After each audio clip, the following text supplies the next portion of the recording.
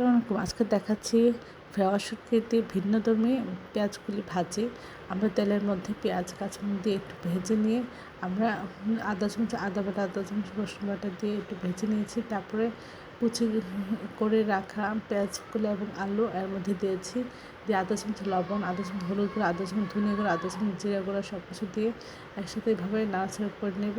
আর পেঁয়াজ শুটকিটা একটু কেটে তাও একটু ভেজে নিয়ে আমরা ভালো করে ধুয়ে তারপরে প্রথমে পেঁয়াজ মরিচের সাথেও আপনি ভেজে নিতে পারেন, নয়তো মাঝখানে তেল দিয়ে একটু ভেজে তারপরে সব কিছুর সাথে মিশিয়ে নিতে পারেন।